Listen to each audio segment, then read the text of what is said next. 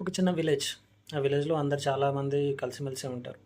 So, అందులో ఒక పర్సన్‌కి లైక్ అందులో ఉండే ఒక మనిషికి దయ్యం పడతది.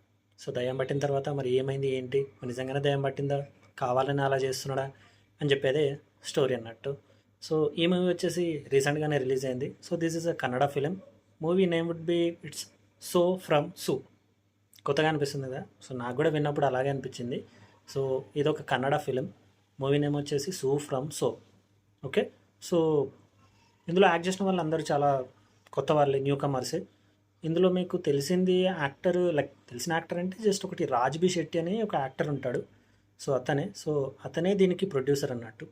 ఇది కన్నడలో లైక్ మినిమమ్ ఒక 5-6 క్రోర్స్ బడ్జెట్‌లో మాత్రమే ఫిల్మ్ అనేది లైక్ వాళ్ళు షూట్ చేసి రిలీజ్ చేశారు. సో, ఆ ఫిల్మ్ వచ్చేసి ఇప్పటి వరకు అరౌండ్ 60-70 క్రోర్స్ వరకు కలెక్ట్ చేసింది. సో, ఐ థింక్ కన్నడలో this year one of the hit అనుకుంటా ఆ మూవీ. సో, థియేటర్‌లో రన్ అవుతుంది. సో, ఇదొక హారర్ కామెడీ ఫిల్మ్. జానర్ వచ్చేసి. మూవీ చూసిన తర్వాత నాకేమనిపించిందంటే మాత్రం ఇట్స్ గుడ్. మూవీ బాగుంది. అంటే నేను కన్నడలో చూడలే మూవీ. తెలుగులో డబ్ అయింది మూవీ.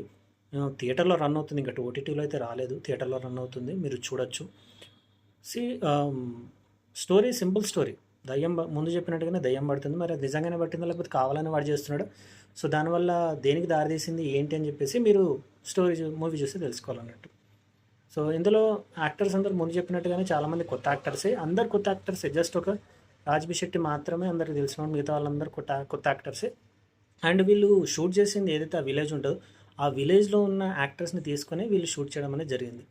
ఓకే. సో, మూవీ అయితే గుడ్. మూవీ నాకు బాగా నచ్చింది. If in case like Telugu dubbing కూడా చాలా బాగుంది.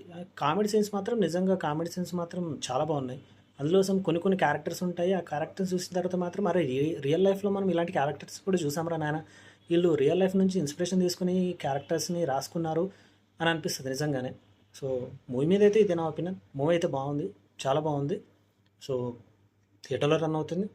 If in case you have an interest you can definitely go and watch the movie. లేదు ఇక థియేటర్‌లో చూసే ఇంట్రెస్ట్ మాకు లేదు అంటే మాత్రం ఓటీటీకి వచ్చేంత వరకు వెయిట్ చేయండి. సో, అప్పటి వరకు ఉంటా.